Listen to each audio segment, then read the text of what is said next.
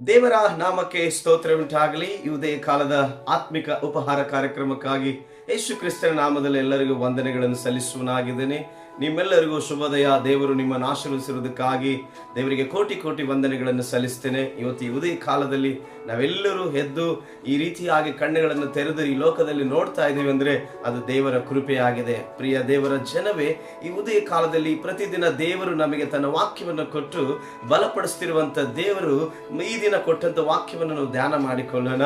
ಈ ದಿನ ಕೊಟ್ಟಂತ ವಾಕ್ಯ ಸತ್ಯವೇದದಲ್ಲಿರುವ 91ನೇ ಕೀರ್ತನೆ, ಅದರಲ್ಲಿ 3ನೇ ವಚನ ಹೀಗೆ ಹೇಳುತ್ತದೆ: ನಿನ್ನನ್ನು ಬೇಟೆಗಾರನ ಬಲೆಯಿಂದಲೂ ಮರಣಕರ ವ್ಯಾಧಿಗಳಿಂದಲೂ ತಪ್ಪಿಸುವನು ಆತನೇ ಎಂಬುದಾಗಿ.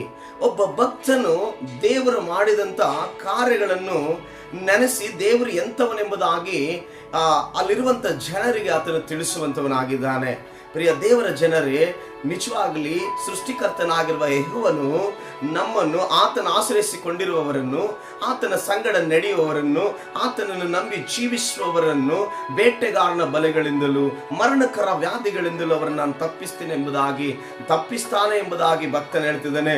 ದೇವರು ಕೂಡ ಆತನು ತಪ್ಪಿಸುವುದಕ್ಕೆ ಶಕ್ತನಾಗಿದ್ದಾನೆ. ಬೇಟೆಗಾರನಂದ್ರೆ ಇವತ್ತು ಒಂದು ಪ್ರಾಣವನ್ನು ಹಾನಿ ಮಾಡುವಂಥದ್ದು ಬೇಟೆ.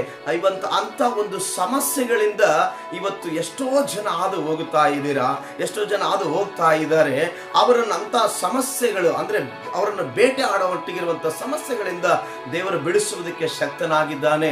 ಮರಣಕರ ವ್ಯಾಧಿಗಳು ಅವರಿಗೆ ಬರಮಾಡದಂತೆ ಕಾಪಾಡುತ್ತೆ ಎಂದು ದೇವರು ಹೇಳ್ತಿದ್ದಾನೆ.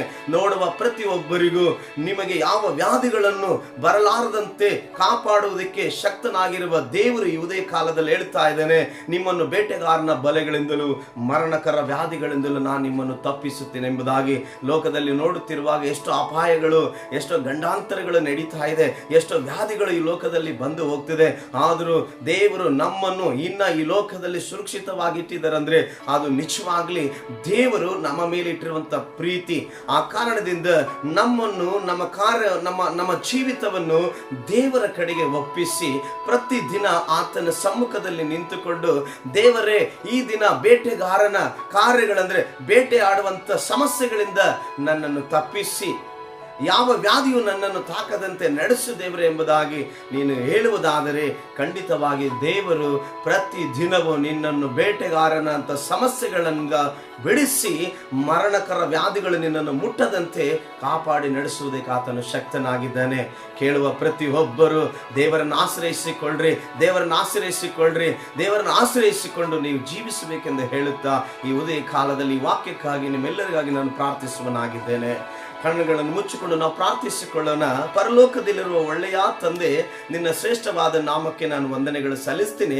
ಸ್ವಾಮಿ, ಭಕ್ತನು ಹೇಳಿದ ಹಾಗೆ ನೀನು ಬೇಟೆಗಾರನ ಬಲೆಗಳಿಂದಲೂ ಮರಣಕರ ವ್ಯಾಧಿಗಳಿಂದಲೂ ತಪ್ಪಿಸುವುದಕ್ಕೆ ಶಕ್ತನಾಗಿರುವ ದೇವರೇ, ನಿನಗೆ ಕೋಟಿ ಕೋಟಿ ಸ್ತೋತ್ರಗಳು ಸಲ್ಲಿಸ್ತೇನೆ. ಈ ಉದಯ ಕಾಲದಲ್ಲಿ ನೋಡುತ್ತಿರುವ ಪ್ರತಿ ಒಬ್ಬ ಮಕ್ಕಳನ್ನು ಸ್ವಾಮಿ ಕರ್ತನೆ, ಬೇಟೆಗಾರನಂತಿರುವ ಸಮಸ್ಯೆಗಳಿಂದಲೂ ಕರ್ತನೆ, ಮರಣಕರ ವ್ಯಾಧಿಗಳು ಅವರನ್ನು ತಾಕದಂತೆಯೂ ನೀನು ಕಾಪಾಡಿ ಅವರ ಎಲ್ಲಾ ದಿನಮಾನ ಕರ್ತನೆ ನೀನು ಆಶೀರ್ವದಿಸಿ ನಡೆಸಬೇಕೆಂಬುದಾಗಿ ಕರ್ತನೆ, ನೋಡುತ್ತಿರುವ ಪ್ರತಿಯೊಬ್ಬರನ್ನು ದೇವರೇ ನೀನು ಬಲಪಡಿಸಬೇಕೆಂದು ಹೇಳಿ ಯೇಸುವಿನ ನಾಮದಲ್ಲಿ ನಾನು ಸ್ತುತಿಸಿ ಪ್ರಾರ್ಥಿಸಿ ಬೇಡಿ ಹೊಂದಿದ್ದೇನೆ. ಪರಲೋಕದ ಜೀವಳ ಒಳ್ಳೆಯ ತಂದೆ, ಆಮೇನ್. ನೋಡುತ್ತಿರುವ ಪ್ರತಿಯೊಬ್ಬರಿಗೂ ಯೇಸು ಕ್ರಿಸ್ತನ ನಾಮದಲ್ಲಿ ನಿಮಗೆ ವಂದನೆಗಳು. ದೇವರು ನಿಮ್ಮನ್ನು ಸದಾಕಾಲ ಆಶೀರ್ವದಿಸಲಿ. Thank you.